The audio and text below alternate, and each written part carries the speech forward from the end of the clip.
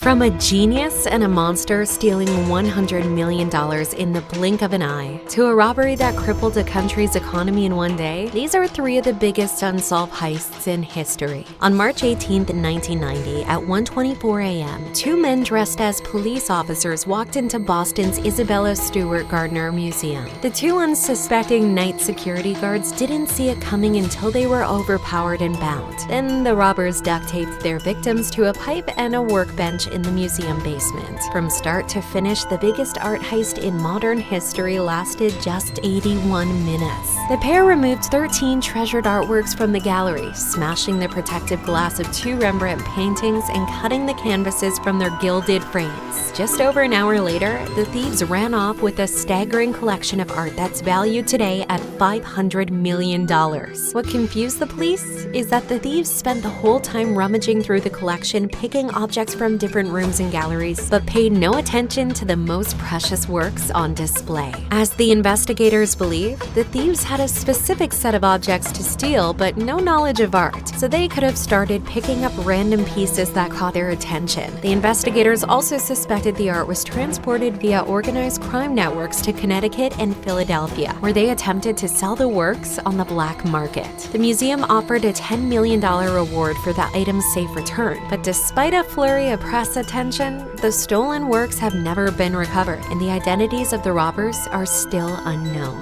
It was the largest diamond heist of all time. On February 15, 2003, in Antwerp, Belgium, a group of daring thieves managed to disable the alarms and broke into the vault of the Antwerp Diamond Center. There were two leaders, the genius and the monster. The genius succeeded in bypassing the 100 million possible combinations on the lock, while the monster was responsible for prying open the vault door. Once they broke into 160 safety deposit boxes filled with gold, diamonds, and other precious items, they quickly emptied the boxes, leaving with a massive $100 million worth of diamonds. With no signs of forced entry and the security system seemingly undisturbed, it took the police 28 hours to discover the shocking heist. After departing the Diamond Center, the thieves regrouped at their safe house to sort and divide up the stolen diamonds. Then they wore disguises and split into different groups to minimize detection. They used multiple vehicles to make their way out of Belgium, eventually switching cars at certain locations to confuse pursuers. Lastly, they took their planned route to avoid main roads and major checkpoints. Within days of the heist, the police received a tip that led them to the mastermind of the group, Leonardo Notar Bartolo. The group was caught after Notar Bartolo's arrest. In 2005, the crew was convicted and sentenced to prison. However, the diamonds are still missing to this day, and the thieves got away with millions that were never recovered. The heist of the century. That's what Iraqis called it. The robbery took place at the Central Bank of Iraq when three trucks pulled out of the bank at 4 a.m. local time on March 18, 2003. The stolen amount was nearly $1 billion, a full quarter of the country's currency reserves. Qasem Hussein, the son of President Saddam Hussein, arrived at the Central Bank of Iraq in Baghdad with a handwritten note from his father ordering the money be handed to him. Then they loaded the money into the trucks and fled. The scheme was allegedly masterminded by well-connected businessmen and executed by employees of the tax commission. But a heist of such proportions could only have occurred with the knowledge of a wider range of institutions, including the Prime Minister's office, the bank that cleared the withdrawals, and the central bank. It is also claimed that at least 3.7 trillion Iraqi dinars, or $2.5 billion,